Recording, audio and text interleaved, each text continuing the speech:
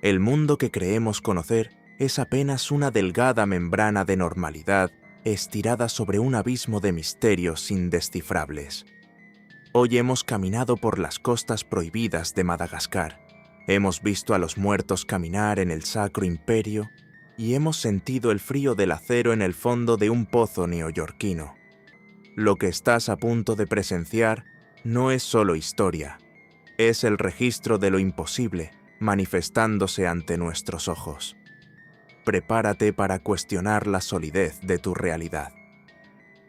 Vamos a ello. Libertalia, la República Prohibida de Madagascar.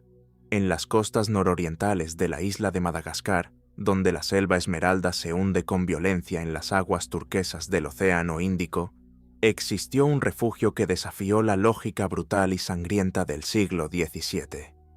No era una simple guarida de forajidos, sino una mancha indescifrable en los mapas de las potencias coloniales de la época. Un rincón de mundo donde el orden establecido se quebró para dar paso a un experimento social tan fascinante como perturbador. Aquel lugar, envuelto en la bruma de la leyenda y el salitre, era conocido como Libertalia. En una era dominada por el hierro de las monarquías absolutas y el horror sistemático del comercio de seres humanos, Libertalia se alzaba bajo una bandera de un blanco inmaculado, un símbolo de pureza y libertad que pretendía borrar las manchas de un mundo que sus fundadores consideraban irremediablemente corrupto. La génesis de este enigma comienza con la figura de un oficial francés de espíritu inquietante, el capitán James Mason. Miembro de una familia noble de Provenza, Mason no era el típico marino sediento de oro. Era un hombre de una educación refinada y un sentido de la justicia que rozaba la obsesión. Su transformación de un servidor de la corona a un arquitecto de la utopía comenzó en las calles de Roma. Allí, mientras cumplía una licencia, quedó asqueado por la decadencia y la hipocresía que emanaba de la corte papal. En ese escenario de opulencia teológica, conoció a Caraccioli, un sacerdote dominico desencantado que se convertiría en el motor intelectual de la rebelión. Caraccioli, con una elocuencia colosal, convenció a Mason de que el derecho divino de los reyes y la institución de la esclavitud eran pesadillas creadas por el hombre que desafiaban la voluntad de la naturaleza. Juntos, decidieron que el mar no sería su tumba, sino su campo de batalla por una existencia nueva. El destino del navío de guerra francés. Victoire cambió para siempre cuando su capitán murió en un enfrentamiento contra un buque inglés. En lugar de regresar a la rigidez de la Marina Real, Mason asumió el mando y propuso a la tripulación un camino sin retorno. No serían piratas en el sentido vulgar de la palabra, entregados al saqueo ciego y la crueldad gratuita. Serían justicieros de los mares, defensores de los oprimidos. La propuesta caló hondo en hombres que solo conocían el látigo y la escasez. Aquellos marineros, con la mirada perdida en el horizonte y las manos curtidas por el trabajo esclavo en las jarcias, juraron lealtad a una república flotante donde no habría súbditos, sino ciudadanos. Rebautizaron su causa con un término derivado de la libertad y pusieron rumbo al Océano Índico, buscando un santuario donde sus ideales pudieran echar raíces lejos de la sombra de las orcas europeas. La colonia que supuestamente fundaron en Madagascar, cerca de la bahía de Antonjil, era una fortaleza de soledad y resistencia. Se dice que estaba protegida por dos fuertes colosales erizados, con 40 cañones capturados a las flotas europeas. Dentro de aquel perímetro, las reglas sociales eran el antítesis del mundo exterior. La propiedad privada fue abolida. Los tesoros y suministros se compartían en una caja común, asegurando que ningún miembro prosperara a costa del sufrimiento de otro. Era un sistema de una equidad asombrosa para su tiempo, un desafío directo a las estructuras de clase que asfixiaban a Europa. Pero lo más inquietante y subversivo de Libertalia era su postura ante el tráfico de personas. En una época donde los barcos piratas solían participar en este negocio inhumano, los hombres de Misón consideraban la esclavitud como el pecado definitivo. Cada vez que capturaban un barco negrero, rompían las cadenas, alimentaban a los cautivos y los invitaban a unirse a la colonia como iguales. Libertalia se transformó así en un crisol de razas y lenguas. Franceses, ingleses, holandeses y africanos convivían bajo un gobierno democrático, celebrando consejos para tomar decisiones y eligiendo a sus líderes por mérito y no por linaje. Para unificar esta diversidad, incluso crearon un lenguaje nuevo, una mezcla indescifrable de sus dialectos nativos que simbolizaba su ruptura total con las naciones que los habían expulsado o encadenado. Sin embargo, como toda utopía que se atreve a brillar con demasiada intensidad en la oscuridad de la historia, Libertalia estaba condenada a un final trágico. La narrativa oficial cuenta que el asentamiento fue borrado del mapa no por una armada europea, sino por un ataque sorpresa de los guerreros locales malgaches. Estos, temerosos de que la influencia de la colonia alterara el equilibrio de poder en sus tierras, lanzaron una ofensiva brutal que no dejó piedra sobre piedra. Las defensas de Libertalia, diseñadas para repeler los cañones de los navíos de línea, fueron inútiles ante la infiltración silenciosa y el asalto cuerpo a cuerpo en la oscuridad de la selva. El fuego consumió las viviendas, los almacenes y los sueños de aquellos hombres.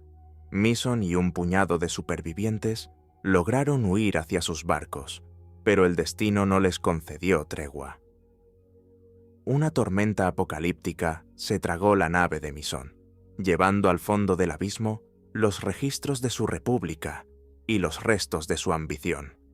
Todo lo que quedó fue el silencio del océano, pero es aquí donde el misterio se vuelve verdaderamente perturbador.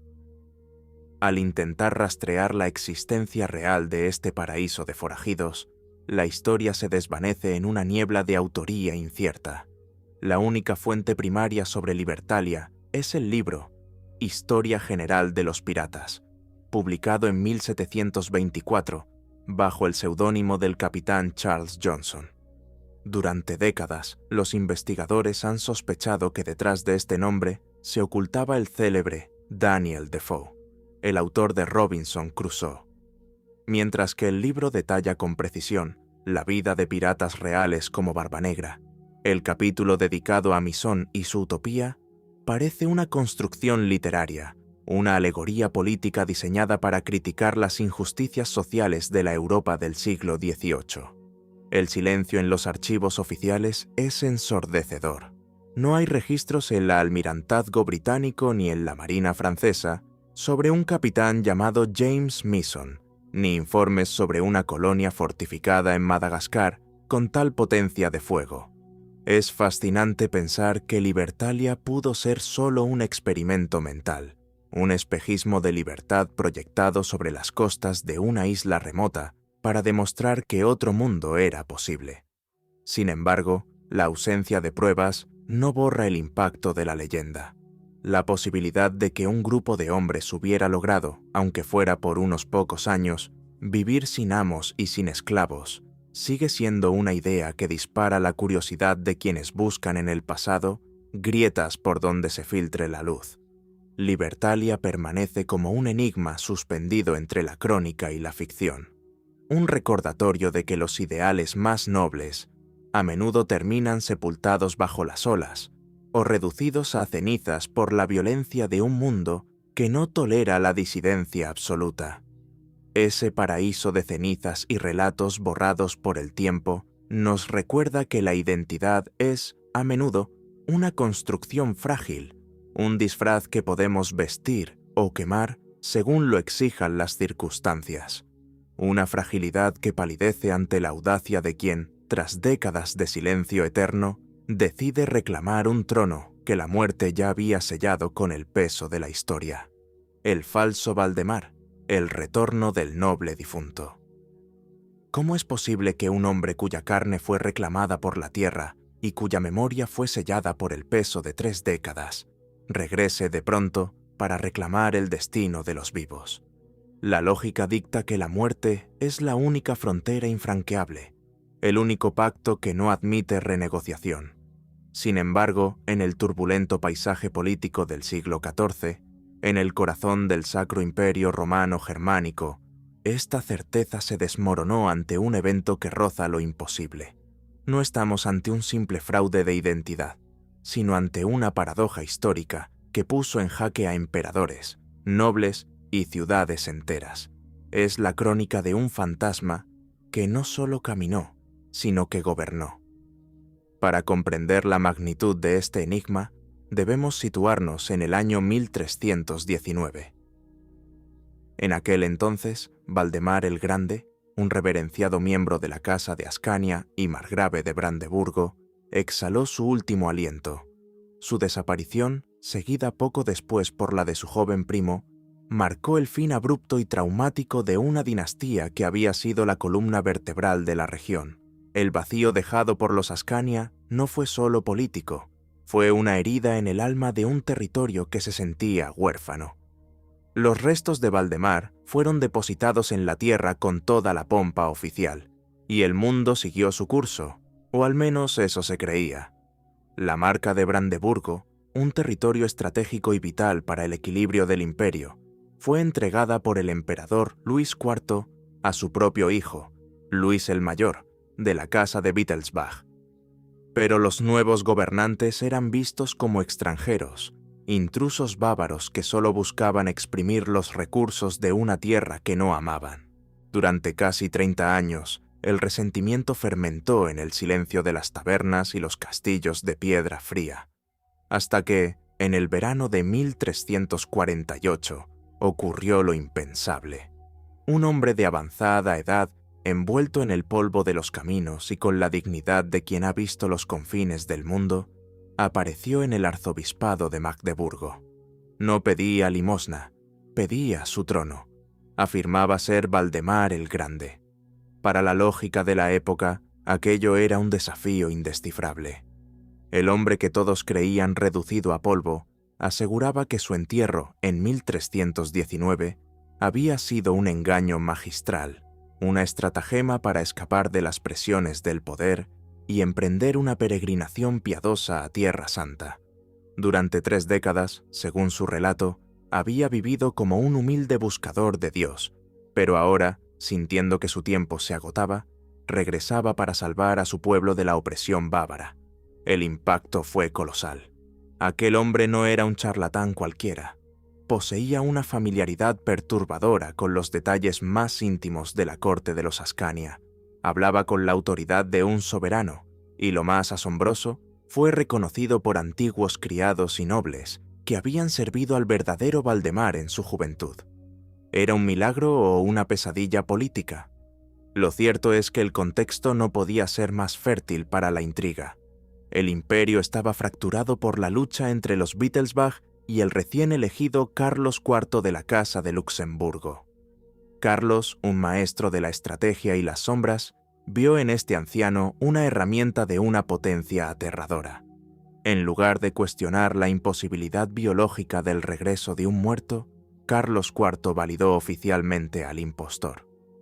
En octubre de 1348, mediante un acto que desafiaba cualquier rastro de sensatez, el monarca invistió al hombre que afirmaba ser Valdemar con el margraviato de Brandeburgo. Si el verdadero Valdemar estaba vivo, el título otorgado a los Wittelsbach décadas atrás era nulo. Con un solo movimiento de pluma, Carlos IV deslegitimó a sus rivales y sumió a la región en una guerra civil de lealtades rotas. La población, desesperada por recuperar el pasado glorioso de los Ascania, se volcó hacia el falso Valdemar, con una fascinación casi religiosa. Ciudades enteras le abrieron sus puertas, jurándole fidelidad a un espectro que caminaba a plena luz del día. Durante 2 años, el pretendiente gobernó. Fue un periodo de caos absoluto, donde la realidad se volvió indescifrable. Los Wittelsbach luchaban desesperadamente por demostrar que aquel hombre era un fraude, un tal Jacob Roybock, un antiguo molinero o quizá un sirviente que había aprendido los modales de su señor. Pero las pruebas materiales poco importaban frente a la voluntad política y el deseo de un pueblo de creer en lo imposible. El falso Valdemar presidía cortes, dictaba decretos y se movía entre los nobles con una seguridad que erosionaba cualquier duda. Sin embargo, el destino de este viaje sobrenatural estaba atado a los hilos invisibles de la diplomacia de Carlos IV. Para 1350, el panorama político había cambiado. Carlos IV ya no necesitaba al impostor. Había logrado debilitar a sus enemigos y consolidar su propia autoridad. El anciano que había servido como un arma letal se convirtió, de la noche a la mañana, en una carga molesta. En el Tratado de Eltville, tras una serie de negociaciones secretas y presiones militares, se alcanzó un acuerdo. Los Wittelsbach recuperarían Brandeburgo, y el emperador admitiría que, después de todo, el hombre que él mismo había coronado no era quien decía ser. La máscara cayó con la misma rapidez con la que había sido colocada, pero aquí el misterio adquiere un matiz aún más inquietante. En lugar de enfrentar el cadalso o una mazmorra profunda por semejante acto de audacia, el falso Valdemar recibió un trato asombrosamente clemente. Huyó a la corte de los príncipes de Anhalt-Dessau, quienes eran los parientes más cercanos de la extinta línea de los Ascania. Resulta perturbadoramente fascinante que la misma familia que debería haberse sentido más ofendida por la suplantación de su linaje decidiera acogerlo, protegerlo y permitirle vivir sus últimos días rodeado de comodidades hasta su muerte natural en 1356. Algunos historiadores susurran que los Anhalt sabían la verdad y que todo fue una conspiración de sangre para recuperar el poder. Otros sugieren que el parecido y el conocimiento del hombre eran tan perfectos que incluso sus supuestos parientes dudaron de la evidencia del tiempo. El falso Valdemar desapareció de las crónicas como lo que siempre fue, una sombra proyectada sobre el escenario del poder. Su historia nos deja con la inquietante sospecha de que la verdad histórica es, a menudo, una construcción frágil ante la necesidad política. Un hombre pudo borrar 30 años de ausencia y convencer a un imperio de que la muerte era opcional, siempre y cuando su presencia fuera útil para quienes mueven los hilos del mundo. Aquel anciano que murió en el exilio dorado de Anhalt se llevó consigo el secreto de su verdadera identidad, dejando tras de sí un rastro de ciudades que cambiaron de nombre por su causa y un legado de desconfianza que alteró para siempre el mapa de lo que hoy es Alemania.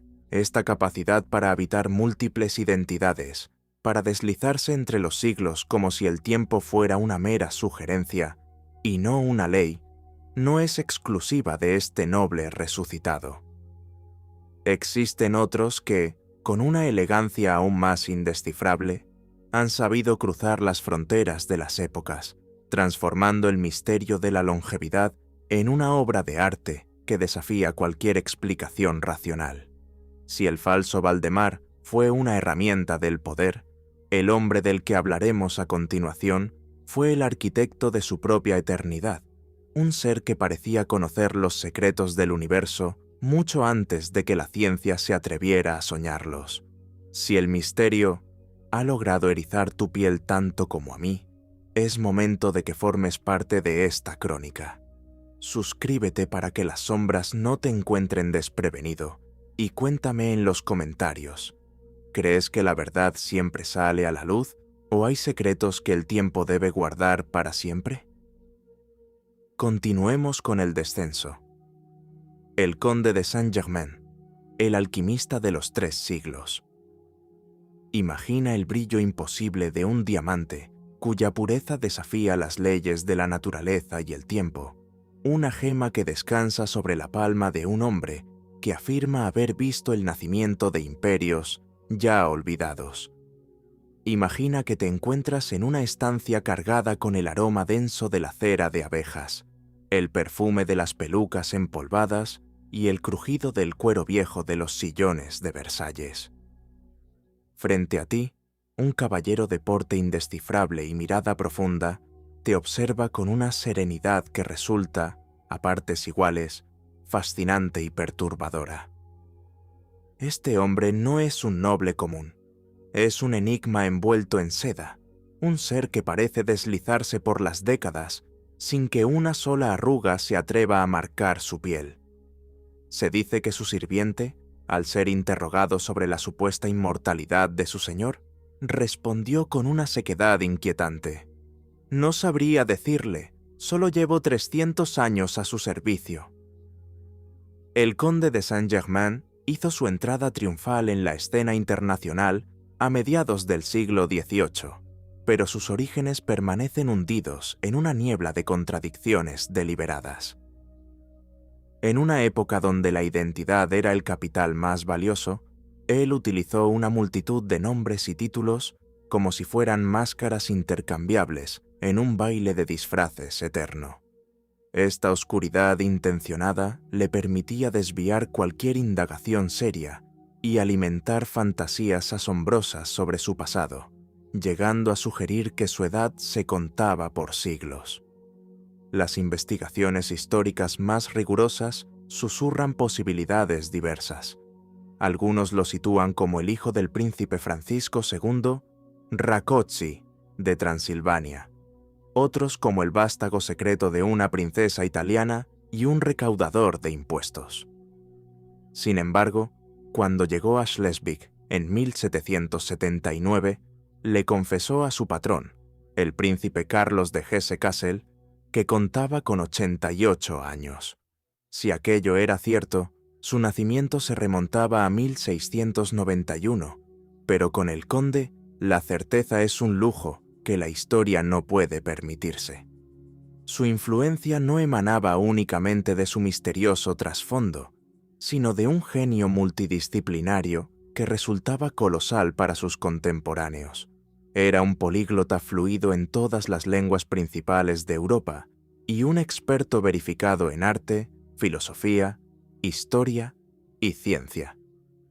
No era extraño escucharlo tocar el violín con un virtuosismo que silenciaba las salas de conciertos, o verlo componer piezas musicales que aún hoy se conservan, aunque pocos se atreven a interpretarlas bajo la sombra de su mito.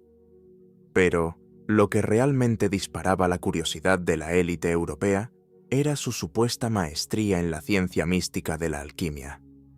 Saint-Germain afirmaba poseer el secreto de la piedra filosofal y el elixir de la vida, conocimientos indescifrables que otorgaban riqueza infinita y una longevidad que desafiaba la lógica biológica.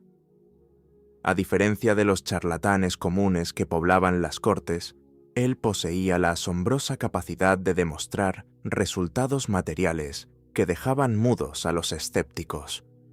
Existe una anécdota fascinante que involucra al rey Luis XV, quien una vez le entregó un diamante con una imperfección profunda que arruinaba su valor. El conde tomó la piedra y al devolverla un mes después, la gema era de una pureza absoluta, sin rastro de la mancha original. El joyero del rey, tras pesarla y examinarla, determinó que el valor de la piedra se había multiplicado de forma asombrosa. ¿Fue un milagro de la transmutación o una sofisticada sustitución? Nadie pudo probar lo segundo, y aquel evento selló su posición como el favorito de la corte, otorgándole un acceso sin precedentes a los círculos más íntimos del poder. Sin embargo, esta fachada de alquimista y virtuoso ocultaba una labor mucho más terrenal y peligrosa, la de un agente de inteligencia al servicio de potencias desconocidas. Su capacidad para ser simultáneamente todos y nadie lo convertía en la herramienta perfecta para la diplomacia secreta. Luis XV confiaba en él de forma absoluta, utilizándolo para misiones tan delicadas que a menudo bordeaban el espionaje internacional. Durante la Guerra de los 7 Años, Saint-Germain se movió por las cortes de Holanda e Inglaterra intentando mediar en acuerdos de paz en la sombra, lo que le valió acusaciones de ser un espía ruso o prusiano. Se rumorea incluso que estuvo presente en San Petersburgo en 1762, jugando un papel determinante en el golpe de estado que llevó a Catalina la Grande al trono. Su vida era una red indescifrable de viajes, secretos de estado y susurros de pasillo que lo convertían en el hombre más peligroso y fascinante de su siglo. A pesar de haber aconsejado a reyes y presumir de secretos inmortales, el final de su crónica histórica resultó sorprendentemente mundano. El conde pasó sus últimos años bajo la protección del príncipe Carlos de Hesse-Kassel en Schleswig, donde supuestamente falleció el 27 de febrero de 1784. Fue enterrado en una tumba humilde en una pequeña iglesia local, y cuando las autoridades procedieron a subastar sus pertenencias, al no aparecer herederos, el inventario fue una decepción colosal. Solo hallaron efectos personales modestos, algo de ropa y una pequeña suma de dinero. Para los escépticos, aquello fue la prueba de que el gran alquimista era solo un hombre que había gastado hasta su último aliento en mantener una apariencia de riqueza. Para sus seguidores, aquel fue el punto de inflexión donde el hombre se transformó definitivamente en leyenda. La noticia de su desaparición solo sirvió para disparar nuevas visiones inquietantes. Casi de inmediato, comenzaron a circular informes de su supervivencia. Una condesa francesa afirmó haber conversado largamente con él tras la toma de la Bastilla en 1789, asegurando que el conde le había predicho con una precisión perturbadora el futuro sangriento de Francia. Otros aseguraron haberlo visto en 1820, manteniendo el aspecto de un hombre en la plenitud de su madurez, sin que el paso de las décadas hubiera logrado doblegar su figura. Con el tiempo, estas apariciones se volvieron más esotéricas, alejándose de los salones de la aristocracia para adentrarse en los reinos de lo espiritual.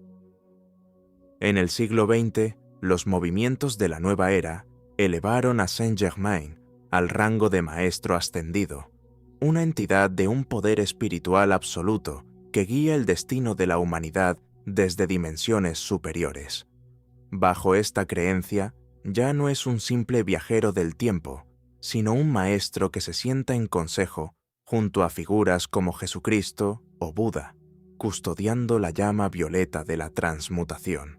Es el arquitecto de una eternidad que nosotros, simples mortales, apenas podemos vislumbrar. El conde de Saint-Germain dominó el arte de la contradicción. Fue el diplomático que susurraba al oído de los monarcas y el místico que pretendía haber vencido a la tumba. Hoy, su figura sigue existiendo en dos realidades paralelas, la del espía brillante que se movió por una Europa al borde del colapso y la del icono espiritual que se niega a abandonar nuestro plano. Aquel hombre que aseguraba poseer el saber absoluto de las eras, comprendía que el conocimiento es la única moneda que no se devalúa con el tiempo, aunque a veces el destino conspire para que ese tesoro termine devorado por las llamas. Del mismo modo que Saint-Germain protegía celosamente sus secretos, hubo un tiempo en que la humanidad intentó reunir en un solo lugar toda la sabiduría del mundo antiguo, solo para ver cómo siglos de pensamiento se transformaban en una columna de humo negro que oscureció el horizonte de la historia. La Biblioteca de Alejandría, cenizas de la sabiduría universal. En los albores de la era helenística, una ciudad se erigió como el faro absoluto del conocimiento, en un mundo que aún despertaba a las sombras de la razón. Imagina que caminas por las avenidas de granito de Alejandría, donde el aire salino del Mediterráneo se mezcla con el aroma denso de las especias y el perfume del papiro fresco. A lo lejos, el faro recorta su silueta colosal contra un cielo de un azul indescifrable, pero tu destino no es el puerto, sino el corazón intelectual del mundo antiguo, la gran biblioteca. Un recinto donde el silencio no es vacío, sino la acumulación de miles de años de pensamiento, un laberinto de estanterías que albergaba el alma misma de la humanidad, La fundación de este monumento al saber no fue un acto de caridad, sino una demostración de poder absoluto por parte de la dinastía tolemaica. Tras la muerte de Alejandro Magno, su general Ptolomeo I Sotero se hizo con el control de Egipto, transformando una aldea costera en una metrópolis que pretendía ser el centro económico y cultural de la tierra conocida. Pero fue su sucesor, Ptolomeo II Filadelfo, quien consolidó el sueño de una biblioteca universal. El objetivo era tan fascinante como perturbador en su ambición: poseer una copia de cada obra escrita jamás producida por el hombre. No se trataba de un simple almacén de pergaminos, sino de una institución viva, el Museón, un templo dedicado a las musas donde los eruditos más brillantes recibían estipendios reales para dedicarse exclusivamente al estudio y la investigación. La política de adquisición de los Ptolomeos era de una agresividad asombrosa. Implementaron lo que hoy llamaríamos un robo de estado intelectual.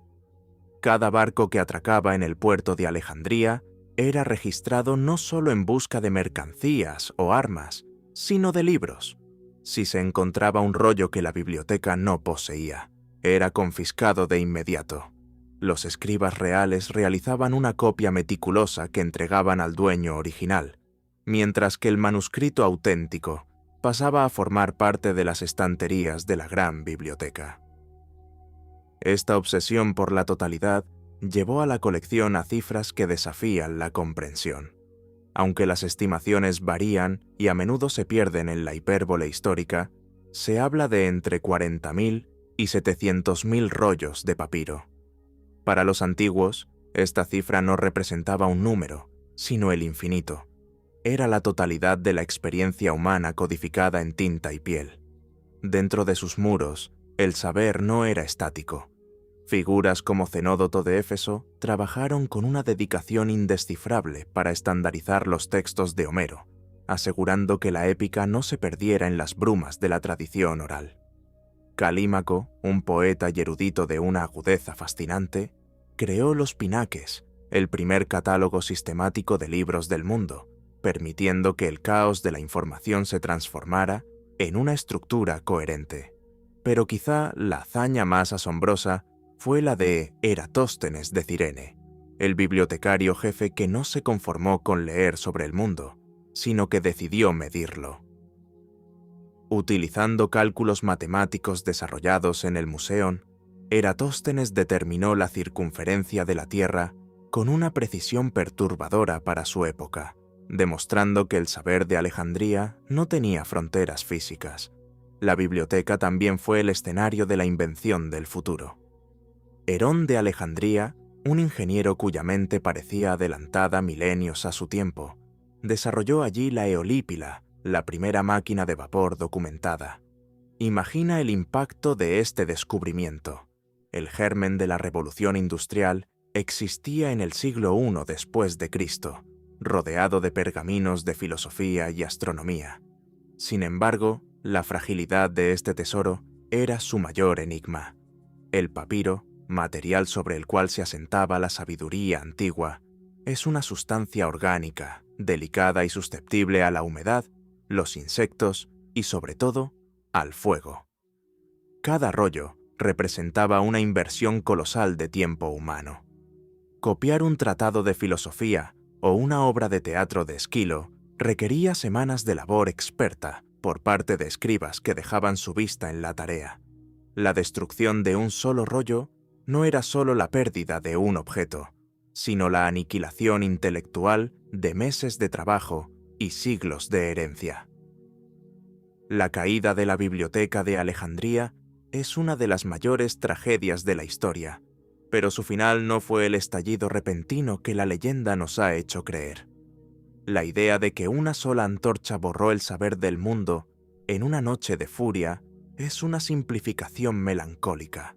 En realidad, la biblioteca sufrió una lenta y perturbadora agonía. El primer gran golpe ocurrió de forma inadvertida durante el asedio de Julio César a la ciudad en el 48 a.C., cuando un incendio en el puerto se propagó algunos de los almacenes cercanos al mar. Aunque el Museo sobrevivió, la semilla de la destrucción estaba plantada. Con el paso de los siglos, la falta de financiación de los nuevos señores romanos y las constantes revueltas religiosas y políticas fueron minando la institución. El declive se volvió irreversible bajo el mandato del emperador Teodosio en el 391 después de Cristo, quien, en su afán por erradicar cualquier vestigio de paganismo, ordenó el cierre de las instituciones que no se alinearan con la nueva fe oficial. Lo que quedaba de la biblioteca, conocida como la Biblioteca Hija en el Serapeum, fue saqueado y desmantelado. Siglos de astronomía, medicina, matemáticas y literatura se transformaron en cenizas o fueron abandonadas al olvido, dejando a la humanidad en una oscuridad intelectual que duraría 1000 años. La pérdida es incalculable. Se estima que hoy solo poseemos una fracción mínima del conocimiento griego y romano, fragmentos de un espejo roto que una vez reflejó el universo entero. La desaparición de la Biblioteca de Alejandría nos dejó con un vacío que la historia aún intenta llenar. A menudo se menciona a Hipatia, la filósofa y matemática que fue víctima de la violencia sectaria, como el último suspiro de esta era dorada. Aunque su vida terminó siglos después de que la biblioteca principal perdiera su esplendor, su destino quedó entrelazado con el mito de la caída del saber. Su muerte no fue solo el final de una mujer brillante, sino el cierre definitivo de una ventana hacia un mundo donde la curiosidad no tenía límites religiosos ni políticos. Aquella pérdida nos recuerda que el saber acumulado es una construcción tan imponente como frágil, un monumento que puede ser derribado no solo por las llamas, sino por la indiferencia y el dogmatismo. Sin embargo, mientras los bibliotecarios de Alejandría se afanaban por capturar la inmensidad del cosmos, en rollos de papiro, en las mismas plazas y bajo el mismo sol mediterráneo, existían hombres que despreciaban la acumulación de cualquier tesoro que no fuera el de la autosuficiencia absoluta. Poco importaban las bibliotecas y los palacios para aquel que había decidido que el único saber verdadero residía en el despojo total y en el desafío constante a las convenciones de los hombres civilizados. En las polvorientas calles de Corinto, un hombre estaba a punto de demostrar que se puede ser el dueño de la verdad más cruda sin poseer más que un barril y una voluntad de hierro. Diógenes de Sinope, la voluntad detenida del cínico. En las polvorientas plazas de Corinto, bajo un sol que caía con una indiferencia colosal sobre nobles y esclavos por igual, un hombre decidió que su vida sería el espejo del desprecio absoluto hacia toda convención humana.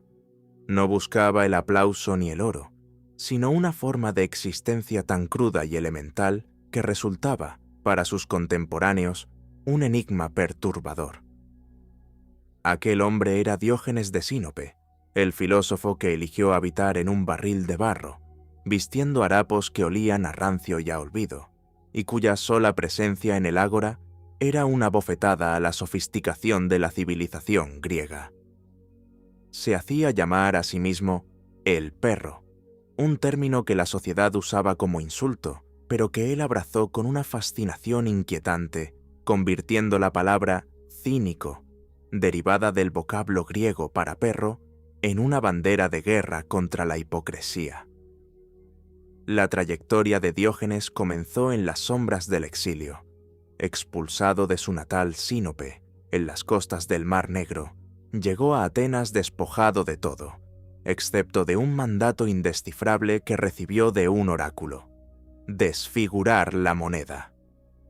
Mientras otros interpretaban esto como un acto criminal, Diógenes lo entendió como una misión filosófica para destruir los valores falsos, las leyes artificiales y las costumbres asfixiantes que gobernaban el mundo.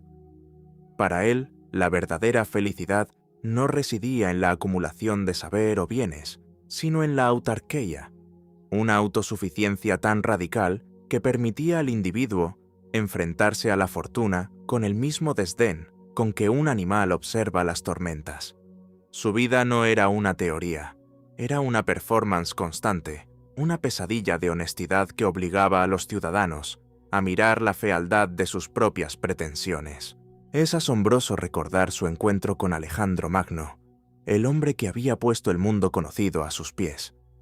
Cuando el conquistador se acercó al filósofo, que descansaba en su barril, y le ofreció concederle cualquier deseo que su mente pudiera imaginar, Diógenes no pidió tesoros ni reinos. Con una calma que debió resultar colosalmente irritante, se limitó a decirle: «Quítate de mi sol». Aquel gesto no fue solo una insolencia, fue la demostración de que el hombre más poderoso de la tierra no tenía nada que ofrecer a quien ya era dueño de su propia libertad. Sin embargo, este dominio absoluto sobre su existencia planteaba una pregunta inquietante.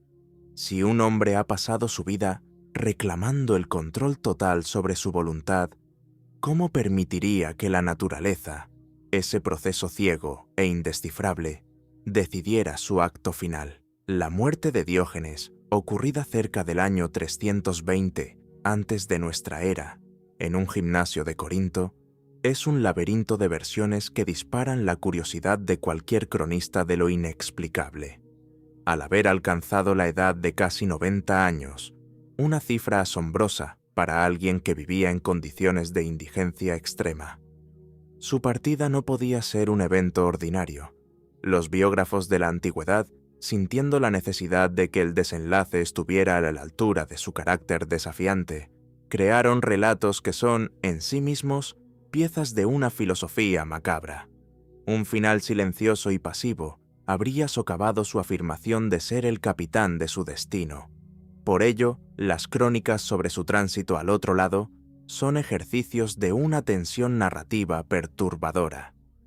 Una de las versiones más difundidas y filosóficamente densas asegura que Diógenes eligió el momento preciso de su partida mediante un acto de voluntad indescifrable, reteniendo el aliento hasta que sus pulmones se rindieron.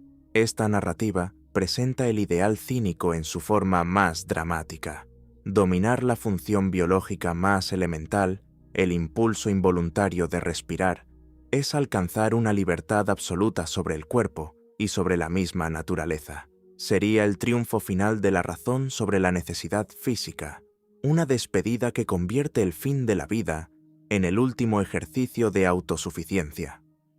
Aunque la biología moderna susurra que tal hazaña es imposible, la potencia simbólica de un hombre que se niega a respirar porque ya no desea nada de este mundo sigue siendo fascinante. Otra crónica, mucho más sombría y teñida de una ironía inquietante, sugiere que el filósofo encontró su destino tras consumir un pulpo crudo. En este relato, su muerte se convierte en un comentario brutal sobre los límites de su propia devoción por lo natural. Al rechazar las convenciones de la cocina y la preparación de los alimentos, Diógenes habría sido víctima de la misma naturaleza salvaje que tanto defendía. Su final, en este contexto, es una advertencia perturbadora. La naturaleza es indiferente y despiadada, y el desprecio por las normas humanas tiene un precio que a veces se paga con el horror de una agonía solitaria. Existe incluso una tercera versión que mezcla la tragedia con el simbolismo de su apodo. Se dice que murió a causa de la mordida de un perro callejero mientras se disputaban un trozo de carne. El hombre que vivió como un canino habría sido devorado por su propio símbolo, cerrando un círculo de simetría asombrosa y cruel. Independientemente de cuál fuera el destino final de sus restos, lo que resulta indescifrable es cómo un hombre que despreciaba toda estructura social logró que su nombre resonara a través de los milenios. Diógenes no dejó escritos, no fundó academias de mármol, ni buscó el favor de los dioses. Su legado fue su propia carne y su negativa a ser domesticado. Cuando le preguntaron cómo quería ser tratado tras su partida, pidió que arrojaran su cuerpo fuera de las murallas de la ciudad para que los animales salvajes pudieran alimentarse de él. Sus amigos, escandalizados, le preguntaron si no temía ser devorado. Diógenes, con esa lógica colosal que desarmaba a cualquiera, respondió que solo debían ponerle un palo al lado para poder espantarlos. Cuando le recordaron que, estando muerto, no tendría sensibilidad para usar el palo, él sentenció: «Entonces, ¿qué me importa lo que me pase si no voy a sentir nada?». Ese despojo total, esa entrega de lo que queda de nosotros a los elementos, es el testimonio de una mente que entendió que la vida es un parpadeo de consciencia en medio de una noche eterna. Diógenes murió en la pobreza más absoluta, pero con una riqueza de espíritu que hacía que los reyes parecieran mendigos a su lado. Su paso por las plazas de Corinto dejó una estela de desconcierto que aún hoy nos obliga a cuestionar qué es lo que realmente poseemos y qué es lo que nos posee a nosotros. El perro filósofo cerró sus ojos en el cráneo, el gimnasio de Corinto, dejando tras de sí un misterio sobre su voluntad final que ninguna crónica ha podido resolver del todo. Pero mientras un solo hombre en Grecia desafiaba el orden del mundo desde su barril, en el corazón de la península itálica crecía una maquinaria social de una magnitud asombrosa, una ciudad que se convertiría en el centro de un imperio colosal. Allí, la noción de la autosuficiencia de Diógenes sería sustituida por un sistema de dependencia masiva, donde cientos de miles de ciudadanos aprenderían a vivir de los despojos de la conquista, transformando la inactividad en un derecho divino y la supervivencia en un espectáculo subsidiado por el Estado. Roma, la ciudad de los ciudadanos parásitos. La capital del mundo conocido albergaba una población colosal que sobrevivía sin mover un solo dedo, un enigma social que desafía la lógica de cualquier civilización moderna. Resulta una paradoja indescifrable imaginar una metrópolis de más de 1 millón de almas, donde el sudor del trabajo no era la moneda de cambio para la mayoría, sino un estigma evitado a toda costa. En el siglo II de nuestra era, Roma no era solo un centro de poder militar, sino un experimento de consumo parásito a una escala asombrosa. Imagina que te encuentras en el corazón del foro, rodeado de mármoles que deslumbran bajo el sol del mediodía, y te das cuenta de que la marea humana que fluye a tu alrededor, cientos de miles de hombres con togas impecables, no tiene prisa por llegar a ninguna oficina, taller o mercado. No son vagabundos, son los dueños del mundo, ciudadanos romanos cuya única ocupación era existir y ser alimentados por la maquinaria insaciable del imperio. Este orden social, tan fascinante como perturbador, se sostenía sobre una base de hierro y sufrimiento, la esclavitud masiva. Se estima que hasta 1/3 de la población de la ciudad estaba compuesta por personas esclavizadas, máquinas de carne y hueso que realizaban desde las tareas más abyectas hasta los trabajos más sofisticados. En Roma, el trabajo manual era visto como algo impropio de un hombre libre, una mancha que degradaba el espíritu. Pero lo más asombroso es que incluso los empleos cualificados que hoy consideraríamos de alto prestigio, como el de los sanadores o los maestros de retórica, eran desempeñados frecuentemente por cautivos griegos de una cultura refinada. La paradoja se volvía absoluta. Mientras los más brillantes y laboriosos carecían de libertad, los libres carecían de propósito. Esta desconexión creó una masa ciudadana que vivía en un estado de ociosidad permanente, sostenida por el expolio de las provincias y el dolor de los sometidos. Para mantener la paz en esta caldera de inactividad, el Estado romano perfeccionó una política que ha pasado a la posteridad con un nombre que destila cinismo: panem et circenses, pan y circo. Era el contrato social definitivo, una estrategia colosal para pacificar a una población que, de otro modo, habría volcado su frustración en la rebelión. La anona, el sistema de distribución gratuita de grano, era la columna vertebral de esta pesadilla logística. Cerca de 200.000 ciudadanos varones cabezas de familia, tenían derecho por nacimiento a recibir raciones mensuales de trigo. Si consideramos a sus dependientes, una parte abrumadora de la ciudadanía sobrevivía gracias a la caridad estatal. Roma era un organismo gigantesco que inhalaba los recursos del norte de África y Egipto para exhalar una calma artificial en sus calles. Aquellos hombres no trabajaban porque el Estado había decidido que su lealtad era más barata que su empleo, pero el pan solo llenaba el estómago. Era necesario adormecer la mente. El calendario romano es una muestra asombrosa de esta ingeniería del ocio. Bajo el reinado de Claudio, el número de días festivos oficiales superaba los 150 al año. Imagina vivir en un mundo donde casi cada 2 días es feriado, donde el rugido de los leones en el Coliseo o el estruendo de los carros en el Circo Máximo son el metrónomo de tu existencia. Las mañanas eran cortas, con negocios que cerraban antes del mediodía, dejando las tardes libres para las termas, donde el vapor y el lujo democratizado permitían al ciudadano más pobre sentirse un rey por unas horas.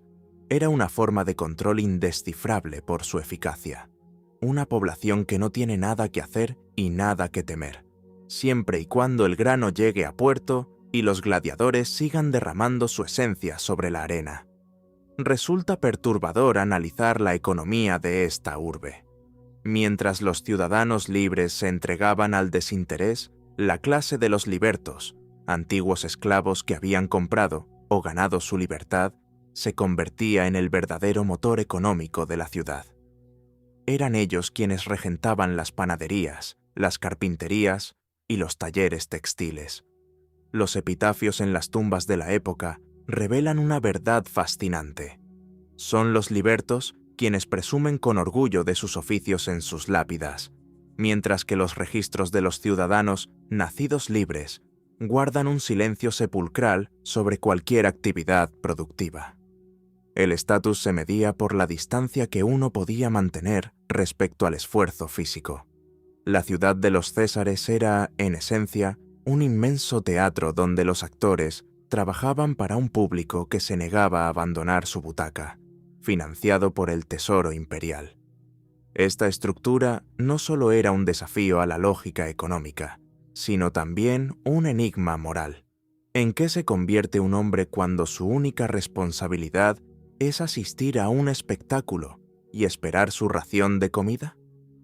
La respuesta de Roma fue la creación de una cultura del clientelismo. Aquellos ciudadanos que no recibían suficiente del Estado buscaban a un patrón rico, un hombre de influencia a quien visitaban cada mañana en el ritual de la salutatio.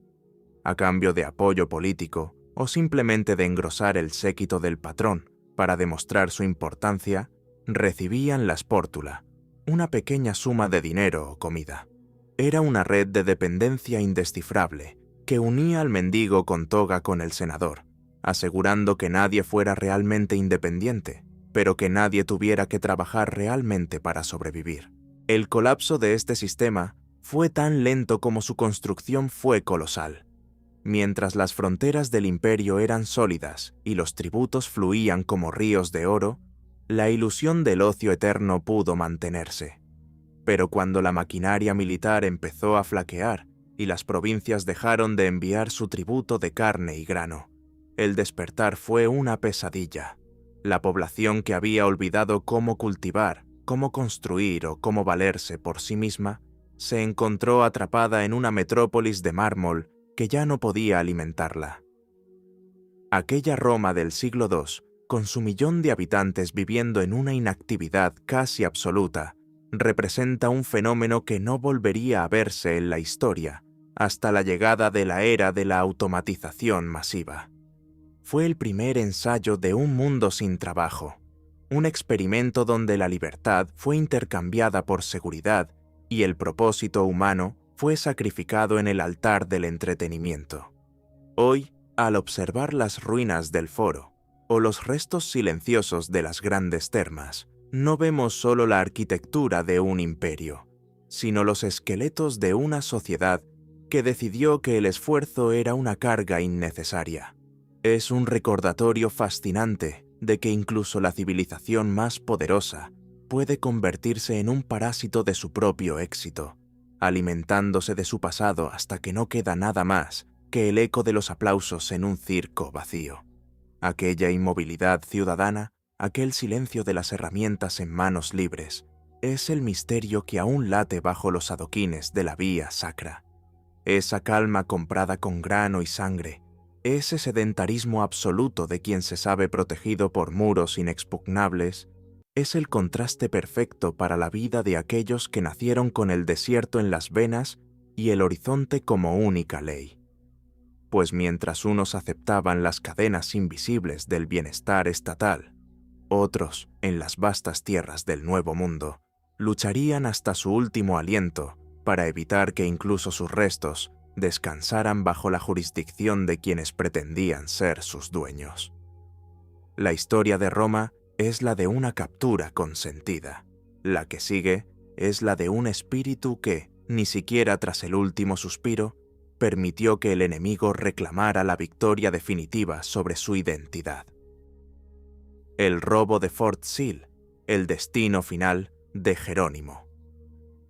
En el invierno de 1909, el último gran guerrero apache cerró los ojos, pero su descanso definitivo estaba destinado a convertirse en una pesadilla de intrigas y sombras que se extendería por más de un siglo.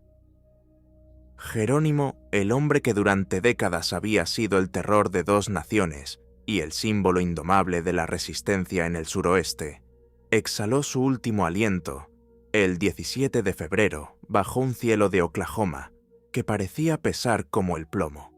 No murió en el fragor de la batalla ni bajo el estruendo de los cañones, sino consumido por una neumonía en la cama de un hospital militar, todavía bajo el estatus humillante de prisionero de guerra.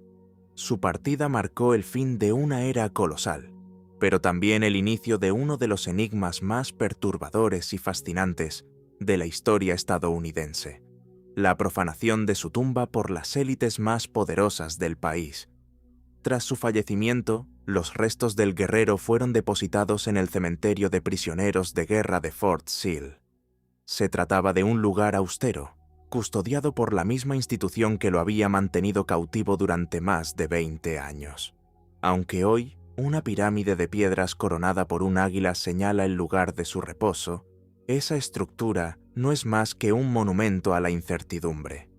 En el momento de su entierro, el sitio era una fosa sencilla, casi anónima, integrada en la tierra yerma del fuerte. Para el gobierno de los Estados Unidos, Jerónimo era una reliquia peligrosa que debía ser contenida incluso después de la vida. Lo que nadie sospechaba era que el verdadero peligro no vendría de un levantamiento apache, sino de la curiosidad morbosa y el elitismo de unos jóvenes soldados destinados a las esferas más altas del poder político. La crónica de la infamia se sitúa casi una década después de su entierro, entre 1917 y 1918, en plena efervescencia de la Primera Guerra Mundial. Fort Sill se había convertido en un centro de entrenamiento para oficiales, y entre los hombres destacados allí se encontraba un grupo de estudiantes de la Universidad de Yale.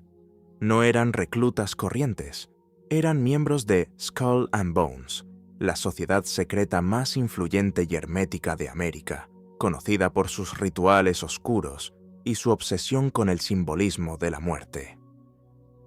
Entre estos hombres figuraba Prescott Bush, quien años más tarde se convertiría en senador y en el patriarca de una dinastía que daría 2 presidentes a la nación.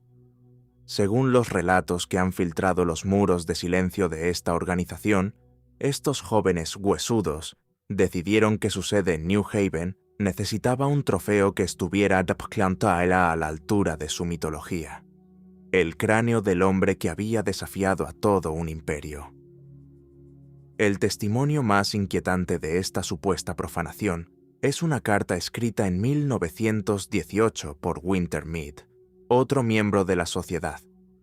En esa correspondencia, Mead alardeaba con una frialdad asombrosa sobre cómo el cráneo de Jerónimo el Terrible había sido exhumado de su tumba en Fort Sill, junto con sus fémures y sus arreos de montar de plata. El documento describía cómo los restos habían sido limpiados de la tierra de Oklahoma para ser trasladados a la tumba, el edificio sin ventanas en el campus de Yale, donde la sociedad realiza sus ritos de iniciación. La idea de que el cráneo de un guerrero que luchó por la libertad de su pueblo terminara como un objeto decorativo en el club privado de la aristocracia de Nueva Inglaterra es, sencillamente, una imagen perturbadora que dispara la indignación y la curiosidad a partes iguales. Sin embargo, el misterio se vuelve todavía más indescifrable cuando se analiza la autenticidad de los restos.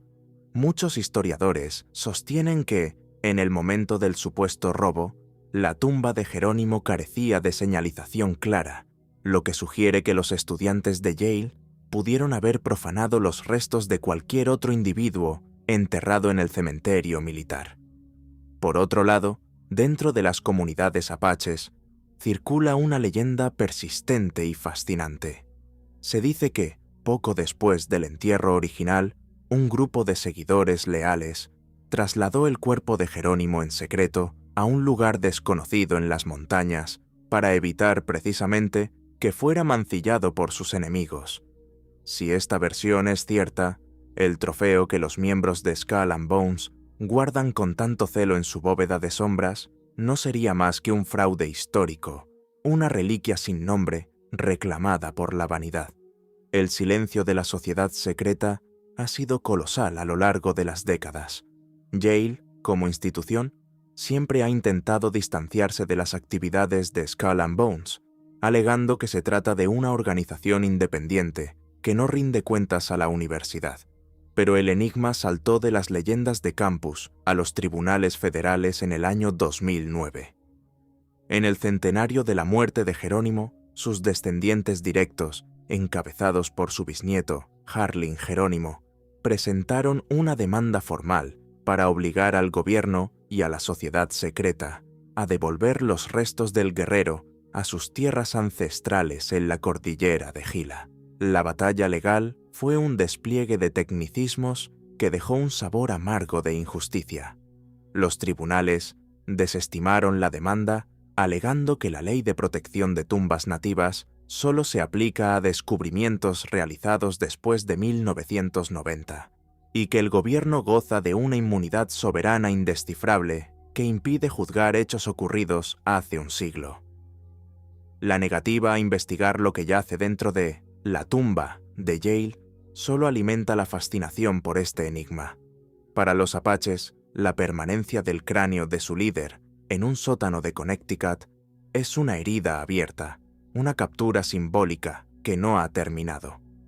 Jerónimo, el hombre que nunca se rindió del todo, sigue siendo un prisionero, ya sea bajo las piedras de Oklahoma o en las vitrinas ocultas de una élite que se alimenta de los mitos de los vencidos. La posibilidad de que sus restos estén siendo utilizados en rituales macabros por los futuros líderes del mundo libre es una paradoja inquietante que parece extraída de una novela de terror gótico, pero que late con una fuerza real en la conciencia colectiva. Al final, el destino de la envoltura terrenal de Jerónimo permanece suspendido en un limbo de sombras. No hay pruebas definitivas que confirmen el robo, pero el orgullo con el que los profanadores documentaron su acto sugiere que, para ellos, la verdad era lo de menos frente al poder del símbolo. El guerrero apache, que pasó su vida huyendo por desiertos abrasadores y cañones infranqueables, parece haber encontrado en la muerte un laberinto todavía más complejo. Su historia es un recordatorio de que el conflicto entre los opresores y los oprimidos no siempre termina con un tratado de paz o una tumba sellada. A veces, se prolonga en el robo de la identidad y en la lucha por el derecho a un descanso digno. Aquel cráneo real o imaginario representa la última victoria de Jerónimo, su capacidad para seguir perturbando el sueño de quienes creen haberlo conquistado. Es un secreto guardado bajo llave, una pieza de un rompecabezas histórico que se niega a ser resuelto. Porque en el fondo de este misterio yace la pregunta de quién tiene derecho a reclamar los restos de la historia. A veces, la Tierra decide ocultar sus tesoros bajo capas de olvido, y otras veces, es el agua la que se encarga de sepultar los secretos de una tragedia que se niega a ser olvidada. Como si de un eco de esa misma oscuridad se tratara, el destino de los desaparecidos a menudo se escribe en lugares donde la luz no llega.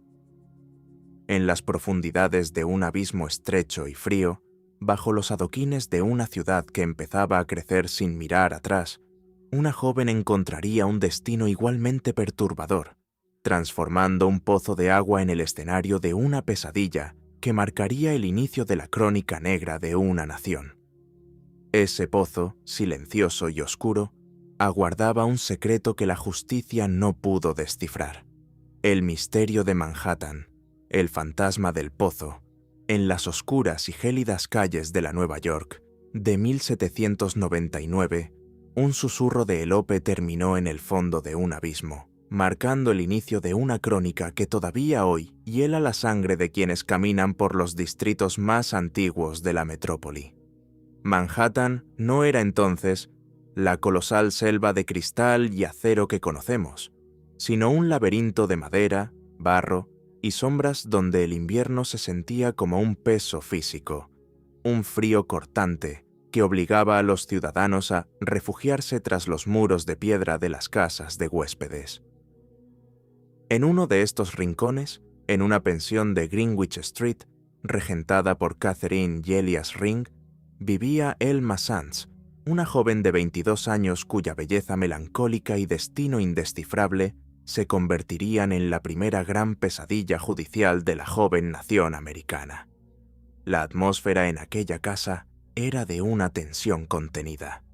Elma guardaba un secreto perturbador que solo compartió en voz baja con sus primos.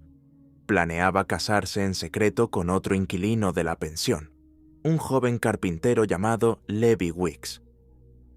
Aquella noche del 22 de diciembre de 1799, mientras el viento aullaba entre las rendijas y la nieve empezaba a cubrir los adoquines, Elma se preparó para lo que ella creía que sería el inicio de una vida nueva.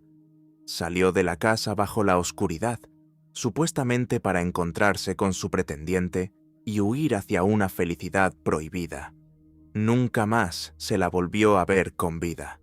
Su desaparición fue un enigma inmediato que sumió a la comunidad en un estado de paranoia y sospecha, transformando el silencio de las calles nevadas en un eco de lo que muchos ya temían como una tragedia inevitable. Durante 11 días, la incertidumbre devoró los ánimos de los habitantes de Manhattan. El aire de la ciudad parecía cargado con una pesadez asombrosa, como si la tierra misma ocultara un horror que se negaba a permanecer enterrado.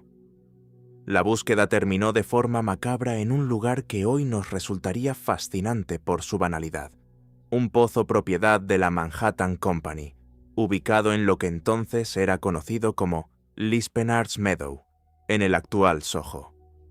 El hallazgo comenzó con un sombrero flotando en las aguas gélidas y oscuras, reconocido de inmediato como el de la joven desaparecida. El 2 de enero de 1800, cuando finalmente recuperaron el cuerpo de Elma de las profundidades del pozo, Manhattan se estremeció ante la visión del destino de la malograda muchacha. El despojo mortal de Elma mostraba marcas perturbadoras que hablaban de una violencia indescifrable antes de que el agua la reclamara. La noticia se propagó como un incendio y la indignación popular alcanzó niveles colosales.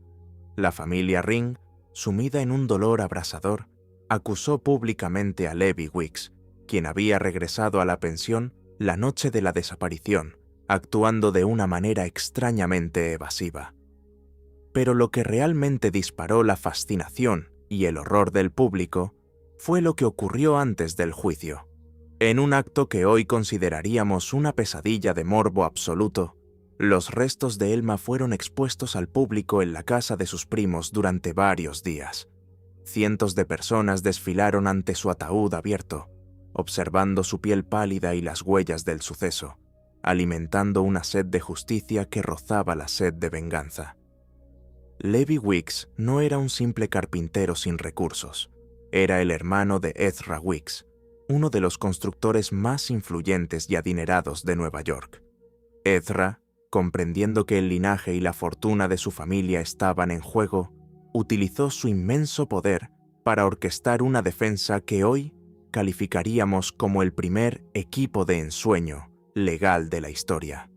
Logró lo imposible, que Alexander Hamilton y Aaron Burr, enemigos políticos acérrimos cuyos nombres resuenan con autoridad en los anales de la historia, dejaran de lado sus diferencias para defender al joven acusado. Junto a ellos estaba Henry Brockholst Livingston, otro jurista de una talla intelectual asombrosa. Aquel juicio, celebrado en el ayuntamiento de la ciudad en marzo de 1800, se convirtió en un espectáculo perturbador donde la verdad parecía una moneda de cambio sujeta a la elocuencia de los hombres más poderosos del país. La defensa liderada por Hamilton y Burr fue de una agresividad indescifrable. En lugar de centrarse únicamente en la coartada de su cliente, lanzaron una campaña sistemática para asesinar el carácter de la víctima. Sugirieron que Elma era una mujer de moral dudosa, que sufría de ataques de melancolía profunda y que, quizá, ella misma se había arrojado al pozo presa de la desesperación. Los testigos fueron interrogados con una ferocidad que buscaba sembrar la duda en cada rincón del relato de los Ring. El juicio se prolongó hasta altas horas de la madrugada, con un jurado exhausto y un juez, John Lansing Jr., que parecía impaciente por dar carpetazo al asunto. En un giro asombroso, el juez Lansing instruyó al jurado, insinuando que las pruebas contra Weeks eran insuficientes, limitando incluso la capacidad de la fiscalía para presentar sus argumentos finales. El jurado solo necesitó 5 minutos para deliberar. El veredicto de no culpable cayó como una losa sobre la sala, pero no logró apagar el fuego de la indignación pública. La sensación de que la justicia había sido doblada por el peso del oro y la influencia de Hamilton y Burr era absoluta. Levi Weeks, aunque libre ante la ley, se encontró con una ciudad que lo despreciaba profundamente. El estigma fue tan colosal que tuvo que abandonar Nueva York para siempre, huyendo hacia el sur para reconstruir una vida que siempre estaría marcada por la sombra del pozo de Manhattan. Nunca se encontró a otro culpable, y la muerte de Elma Sands quedó sellada como un misterio indescifrable que todavía susurra en los archivos de la ciudad. Sin embargo, el horror no terminó con el juicio. Una suerte de aura perturbadora pareció perseguir a todos los involucrados en aquel proceso. Alexander Hamilton y Aaron Burr se enfrentarían 4 años después en su duelo mortal, un evento que cambiaría el rumbo de la nación.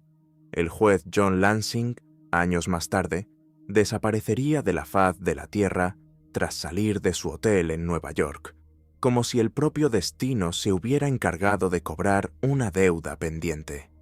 Los vecinos de la zona del pozo empezaron a informar de visiones inquietantes.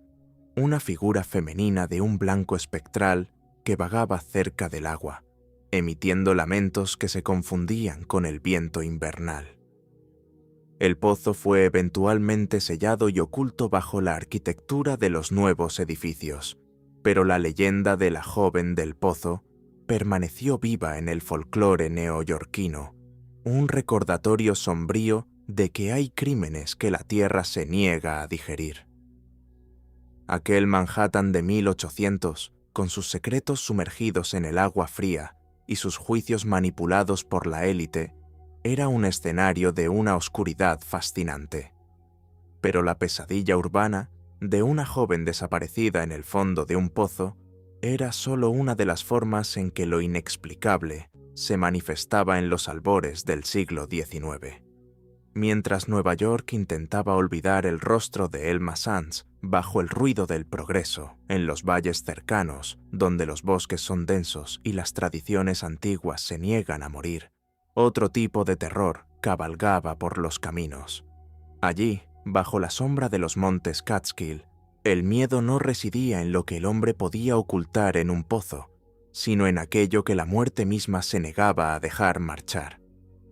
Un espectro que carecía de razón y de rostro estaba a punto de convertirse en el arquetipo de una pesadilla que atravesaría fronteras y océanos, un recordatorio de que, a veces, la decapitación es solo el inicio de una persecución eterna. El jinete sin cabeza, el arquetipo del horror nocturno. ¿Cómo puede existir una voluntad que carece de rostro? ¿Cómo puede un ser, privado de la sede de la razón y del espíritu, mantener un propósito tan letal y coordinado? La lógica de la vida dicta que la cabeza es el santuario de la identidad, el faro que guía al cuerpo a través del caos de la existencia. Perderla es el final absoluto, una sentencia de silencio eterno. Sin embargo, el jinete sin cabeza se alza como una paradoja indescifrable que ha cabalgado por los sueños y los miedos de la humanidad durante más de un milenio. Es un espectro que no debería existir según las leyes de la naturaleza, pero que se manifiesta con una determinación perturbadora, recordándonos que hay horrores que no necesitan ojos para encontrarnos, ni voz para hacernos gritar. Esta figura no es una simple invención de la literatura gótica, es un arquetipo asombroso que ha habitado las pesadillas de múltiples culturas, adaptando su forma al frío de las montañas o al espesor de los bosques. Antes de que el cine y la narrativa moderna lo convirtieran en un icono popular, este jinete ya acechaba en los rincones más sombríos de la Europa medieval. En las tierras de Irlanda se le conoce como el Dullahan, el hombre oscuro. No es un fantasma común, sino una criatura feérica de una naturaleza perturbadora.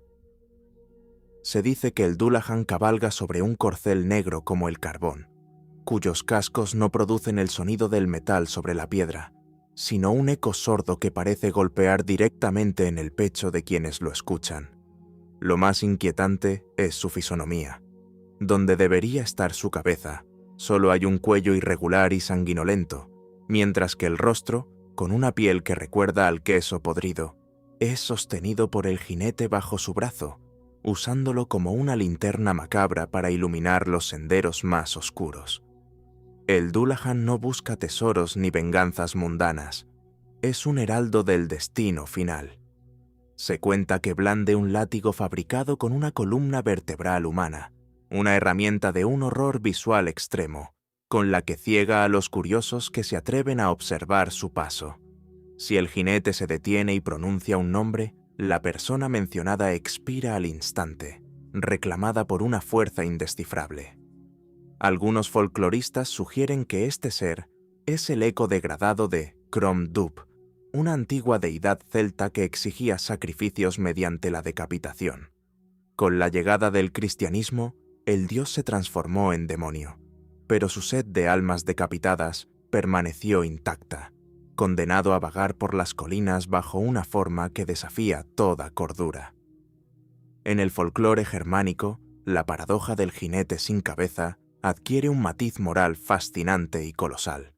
Aquí, los jinetes decapitados suelen estar vinculados a la cacería salvaje, una procesión de almas perdidas que atraviesa el cielo en las noches de tormenta. A diferencia de su equivalente irlandés, el jinete alemán es a menudo un retornado, el espíritu de un hombre que cometió actos atroces en vida y que ahora está condenado a una errancia eterna. A veces, actúan como guardianes indescifrables de los bosques, haciendo sonar un cuerno de caza para advertir a los viajeros de peligros inminentes, o castigando a los cazadores furtivos que violan las leyes de la naturaleza. Es una figura de una dualidad perturbadora, un monstruo que impone el orden, un ser sin cabeza que actúa con una justicia que los vivos a menudo olvidan. El crujido de su armadura vieja y el frío cortante que lo acompaña son señales de que el juicio del otro lado ha llegado. Sin embargo, El jinete alcanzó su fama más asombrosa y global en 1820, cuando Washington Irving lo situó en el suelo del Nuevo Mundo, con la leyenda de Sleepy Hollow. Irving no inventó al jinete, pero lo transformó en un mito americano indescifrable, vinculándolo a la historia sangrienta de la Revolución de los Estados Unidos. El espectro de Sleepy Hollow es el fantasma de un mercenario hessiano, un soldado alemán de una ferocidad legendaria que fue decapitado por una bala de cañón durante la batalla de White Plains en 1776. Su destino fue un suceso de una violencia asombrosa, y su cuerpo fue enterrado por los lugareños en el cementerio de la vieja iglesia holandesa del Valle. Según la leyenda, cada noche se levanta de su tumba y cabalga hacia el campo de batalla en una búsqueda desesperada y perturbadora de su cabeza perdida. Lo que hace que esta versión sea tan fascinante es la ambigüedad que la rodea. El jinete de Sleepy Hollow es una fuerza de la naturaleza, un recordatorio de que la guerra deja cicatrices que la tierra no puede sanar. Su presencia en los caminos boscosos del Valle del Hudson genera una atmósfera de una densidad narrativa extrema. El encuentro con Ichabod Crane, el maestro de escuela supersticioso, es el clímax de esta pesadilla. Irving juega con la idea de que el jinete podría ser una farsa, un truco orquestado por un rival celoso, pero deja la puerta abierta a lo inexplicable al mostrar que, tras la desaparición de Crane, solo quedó un sombrero abandonado y una calabaza destrozada cerca de las raíces de un árbol centenario. Esa duda es el motor que mantiene viva la curiosidad. ¿Fue un hombre o fue el espectro el que reclamó el alma del maestro? Desde una perspectiva psicológica, el horror que emana de esta figura es profundo e indescifrable. La decapitación es la herida definitiva, la ruptura de la conexión entre el pensamiento y la acción. Un jinete sin cabeza representa la pérdida absoluta de la identidad. Es un cuerpo que se mueve por impulsos primarios, una maquinaria de movimiento que ha sobrevivido a su propia muerte. Nos inquieta porque desafía nuestra noción de lo que significa ser humano. Sin rostro no hay expresión, no hay empatía, no hay posibilidad de negociación. Es una pesadilla de pura determinación mecánica que atraviesa los siglos sin envejecer, sin detenerse, impulsada por una energía que la ciencia no puede explicar. El jinete sin cabeza es, en última instancia, el símbolo de un pasado que se niega a ser enterrado.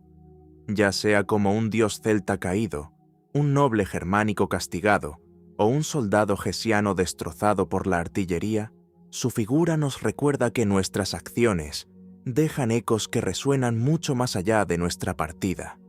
Es una paradoja caminante, un ser que no tiene ojos pero que nos ve, que no tiene voz pero cuyo nombre conocemos todos, y que no tiene vida pero que nunca morirá en la imaginación colectiva. Su galope es el latido de un miedo antiguo que sigue vigente en cada camino oscuro y en cada sombra que parece moverse por voluntad propia cuando la luna alcanza su cenit. Aquel cazador solitario, privado de su humanidad pero unido eternamente a su montura en una danza de horror, nos muestra que los vínculos más poderosos son aquellos que desafían la desintegración de la carne. Pero no todos los lazos que trascienden la muerte nacen del espanto o de la maldición. Existe otra unión, una mucho más antigua y conmovedora, que se gestó no en el fragor de la batalla, sino en el calor de una hoguera primitiva, donde la lealtad se convirtió en un pacto indescifrable que ni el paso de 14.000 años ha logrado borrar de la memoria de la tierra. Del mismo modo que el jinete está condenado a su caballo, el hombre encontró una vez un compañero cuya fidelidad resultó ser el primer y más grande misterio de nuestra civilización. Un pacto sellado en una cantera alemana donde el dolor y el cuidado mutuo desafiaron a la extinción misma. Von Oberkassel, el pacto milenario del hombre y el lobo. En el año 1914, Mientras el mundo se asomaba con vértigo al abismo de la Gran Guerra, un grupo de trabajadores en una cantera de basalto en Oberkassel, Alemania, tropezó con un hallazgo que redefiniría nuestra comprensión de la lealtad y el sacrificio. Bajo capas de tierra que habían permanecido selladas durante 14 milenios, los picos y palas revelaron una escena de una ternura perturbadora. Los restos de un hombre y una mujer que habían sido depositados en su descanso final con un cuidado asombroso. Pero lo que disparó la curiosidad de los cronistas no fue solo la presencia de estos seres humanos del Paleolítico, sino lo que yacía junto a ellos, unido en el mismo abrazo de la tierra. Allí, acurrucado junto a quienes habían sido sus compañeros de vida, se encontraba el esqueleto de un perro. Aquel descubrimiento, conocido hoy como el perro de von Oberkassel, no era una simple casualidad arqueológica. Era el testimonio de un pacto indescifrable sellado en una era de hielos y sombras. Este hallazgo representa la evidencia indiscutible más antigua de la domesticación canina, pero su verdadero valor reside en un enigma oculto en el esmalte de sus dientes. Mediante estudios minuciosos de los restos, se descubrió que aquel animal no fue una herramienta de caza, ni un simple guardián de campamento. Cuando todavía era un cachorro, el perro sufrió una serie de ataques devastadores de moquillo canino, una enfermedad de una virulencia colosal que suele ser fatal sin cuidados intensivos. Durante semanas, el animal habría sido incapaz de valerse por sí mismo, consumido por la fiebre, los temblores y la parálisis. Su supervivencia, que hoy se nos antoja asombrosa, solo fue posible porque aquellos humanos decidieron mantenerlo con vida. Tuvieron que limpiarlo, proporcionarle agua y compartir su escasa comida en un entorno donde cada caloría era la diferencia entre la vida y la muerte. Aquel acto de compasión hacia un ser que no ofrecía ningún beneficio práctico inmediato sugiere que, hace 14.000 años, la relación entre nuestras especies ya había trascendido la utilidad para convertirse en algo fascinante y profundo: la amistad. El origen de esta alianza es un misterio que ha mantenido a los científicos en una lucha intelectual fascinante durante décadas. El registro de los restos físicos nos ofrece una fecha conservadora, pero el mapa de los genes susurra una historia mucho más antigua y perturbadora. Los estudios del reloj molecular sugieren que el linaje de los perros y los lobos se separó en algún punto, hace entre 20.000 y 40.000 años. Imagina que te encuentras en las estepas siberianas durante el pico del último máximo glacial, un mundo de un frío cortante donde la supervivencia es una pesadilla diaria. Allí, en el aislamiento de los glaciares, las poblaciones de lobos y humanos fueron empujadas a una proximidad forzosa. Fue un encuentro de depredadores alfa, un choque de voluntades que, en lugar de terminar en una masacre, derivó en una simbiosis indescifrable. Existen dos teorías que intentan explicar cómo el lobo, el gran cazador de las sombras, se transformó en el compañero del hogar. La primera es la hipótesis del carroñero comensal, un relato de autodomesticación que algunos llaman la supervivencia de los más amigables. Sugiere que los lobos más audaces y menos agresivos comenzaron a seguir los rastros de los grupos de cazadores humanos, alimentándose de los restos que estos dejaban atrás. Con el paso de las generaciones, aquellos animales que mostraban menos miedo hacia los hombres tenían más posibilidades de sobrevivir y reproducirse, desencadenando una cascada de cambios biológicos y conductuales. Sin embargo, esta teoría resulta incompleta para muchos. Los cazadores del Paleolítico eran nómadas que no dejaban grandes vertederos de basura, y un lobo acercándose a un campamento habría sido visto como una amenaza perturbadora que debía ser eliminada de inmediato. La segunda teoría, la del cachorro huérfano, sitúa la agencia humana y la emoción en el centro del misterio. Propone que nuestros ancestros capturaban cachorros de lobo y los criaban dentro de sus propias familias. Un lobo criado desde su más tierna infancia desarrolla un vínculo inquebrantable con sus cuidadores, viéndolos como parte de su propia manada. Esta conexión emocional es la que mejor explica el hallazgo de von Oberkassel. Al seleccionar intencionadamente a los ejemplares más dóciles y cooperativos, el hombre moldeó la misma esencia del lobo, transformando su ferocidad en una lealtad que hoy nos parece natural, pero que en su momento fue una revolución colosal. Este proceso de transformación, conocido como el síndrome de la domesticación, dejó huellas visibles y perturbadoras en la fisonomía de los animales. Al seleccionar genes relacionados con la reducción de la agresividad, se alteraron colateralmente otros rasgos. Los hocicos se acortaron, los dientes se hicieron más pequeños y aparecieron las orejas caídas y las colas que se agitan con alegría, rasgos que en el mundo salvaje serían una debilidad catastrófica. Pero el cambio más asombroso ocurrió en la mente. Los perros desarrollaron una inteligencia social única que les permite leer los gestos humanos, seguir nuestra mirada y buscar nuestra ayuda cuando se enfrentan a un problema indescifrable. Un lobo persistirá hasta el agotamiento intentando abrir una caja. Un perro, tras unos pocos intentos, se girará para mirar a su dueño, delegando en nosotros la solución del enigma.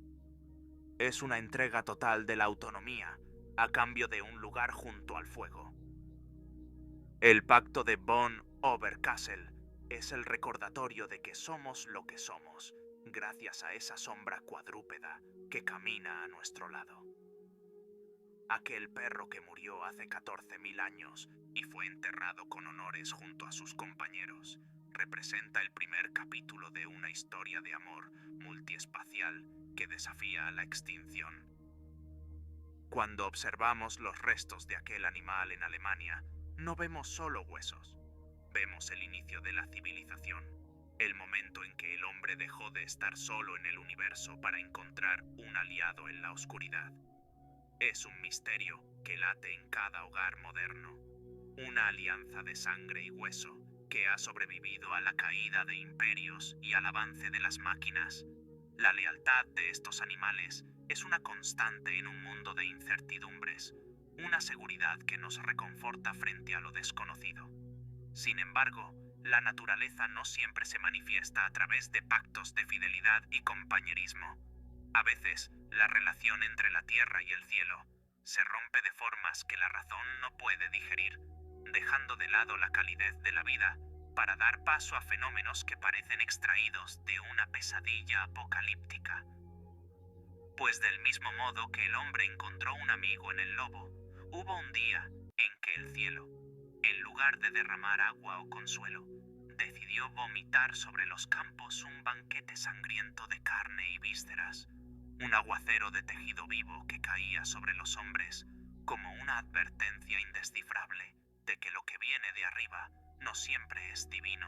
Aquel horror que llovió sobre Kentucky dejó a una comunidad sumida en el estupor, preguntándose si el orden del cosmos se había quebrado para siempre bajo el peso de una carnicería aérea. La lluvia de carne de Kentucky, el banquete de las nubes. En los tranquilos campos de Bath County, Kentucky, donde el horizonte se ondula en suaves colinas de pasto azul y el tiempo parece detenerse bajo el siseo del viento entre los maizales, el cielo decidió desatarse en un aguacero de sangre y tejido animal que desafía cualquier explicación racional.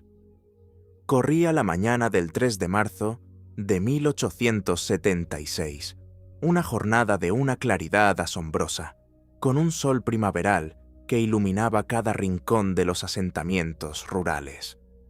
No había nubes de tormenta en el firmamento, ni rastro de vendavales que pudieran anunciar un disturbio atmosférico.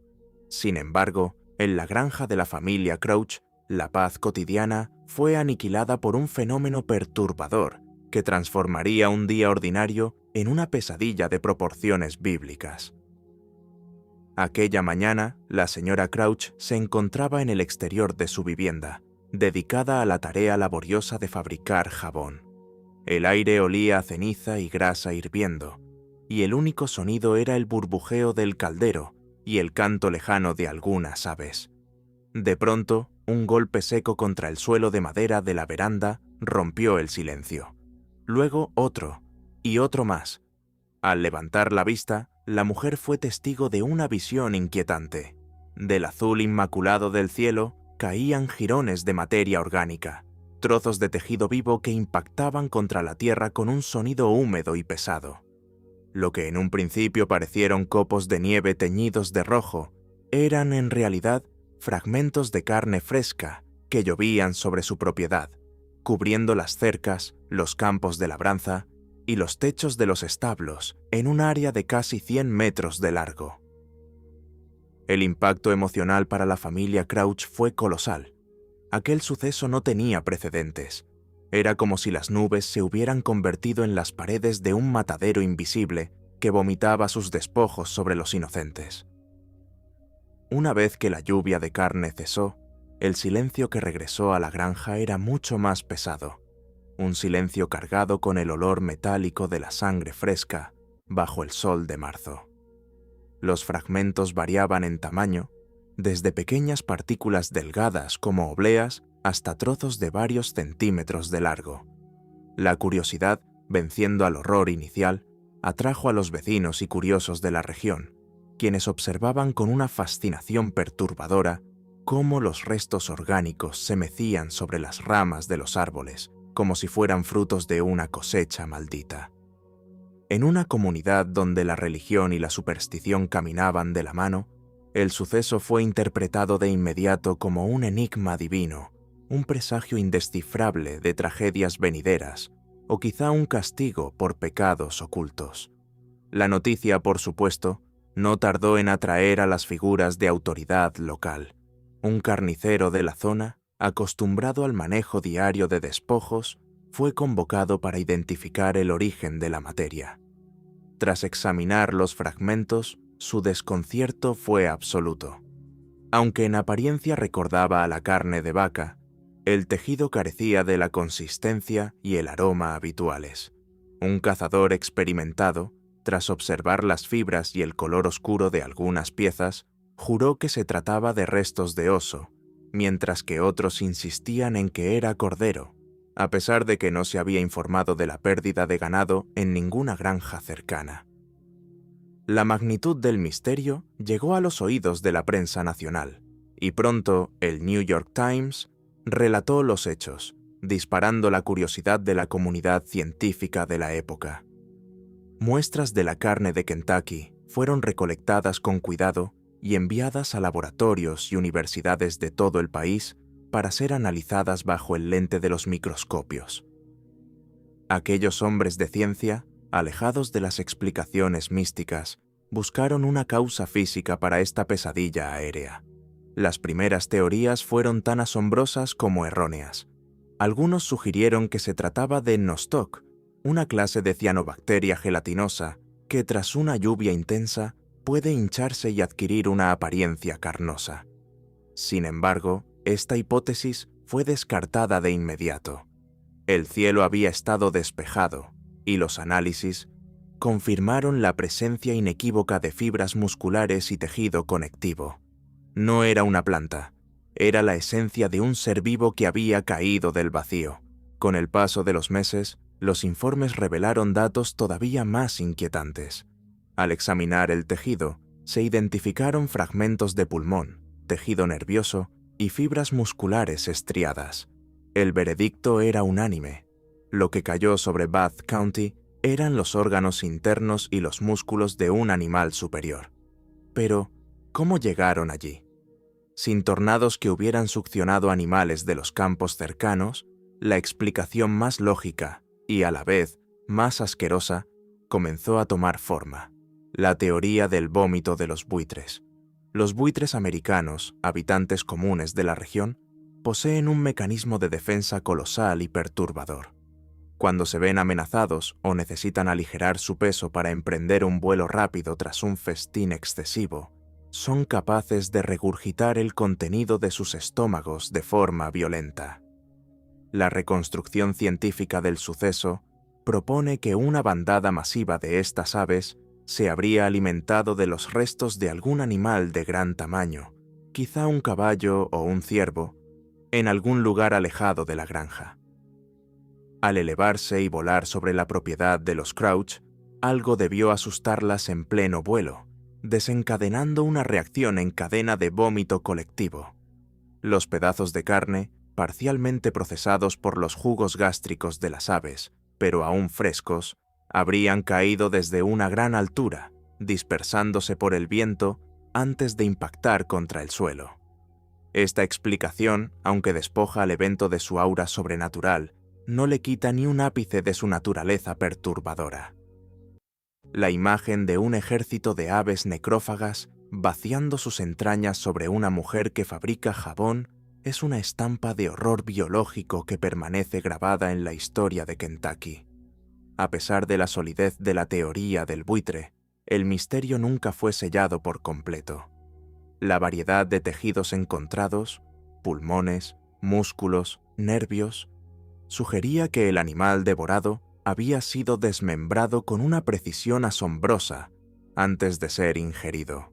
Además, algunos testigos afirmaron que la carne parecía estar en un estado de frescura que no encajaba con el proceso digestivo de las aves, por breve que fuera. Para muchos habitantes de Bath County, la explicación científica era un intento desesperado de racionalizar lo indescifrable. El enigma de la lluvia de carne permaneció como un tema de conversación en las noches de invierno, una historia que recordaba a todos que el cielo, ese espacio que solemos considerar sagrado y puro, puede convertirse en cualquier momento en el escenario de una carnicería asombrosa. Hoy en día, algunas muestras de aquel evento todavía se conservan en frascos de cristal, sumergidas en soluciones que han preservado el tejido durante más de un siglo. Con los avances en la genética moderna, quizá algún día podamos determinar con exactitud a qué criatura pertenecieron esos despojos, pero eso no borrará el terror que sintió la señora Crouch al ver el suelo de su hogar manchado de una vida que cayó de la nada. La lluvia de carne de Kentucky es un recordatorio fascinante de que nuestro mundo está lleno de grietas por donde se filtra lo grotesco, y de que la naturaleza tiene formas de manifestarse que superan cualquier pesadilla que el hombre pueda imaginar. Este suceso, que dejó una herida de perplejidad en el suelo americano, es solo una pieza más del gran mosaico de lo indescifrable que hemos recorrido hoy. Un mosaico donde la realidad se dobla, donde los muertos regresan para reclamar tronos, donde el saber se transforma en ceniza y donde la lealtad trasciende los milenios. Son crónicas de un mundo que se niega a ser domesticado por la lógica, relatos que nos invitan a mirar las sombras no con miedo, sino con una curiosidad insaciable, pues es en la oscuridad donde la verdad más pura suele aguardar a ser descubierta. Hemos llegado al final de este recorrido por los laberintos de lo inexplicable. Al apagar las luces, recuerda que la historia no es un libro cerrado, sino un organismo vivo que respira a través de los vacíos que dejamos al olvidar. Quizá la próxima lluvia de carne caiga sobre tu jardín, o el próximo jinete sin cabeza te espere en el recodo de un camino que creías seguro. Si te atreves a seguir explorando los rincones más sombríos de nuestra existencia, suscríbete y acompáñame en la próxima entrega. Hasta entonces, mantén los ojos abiertos y la razón alerta.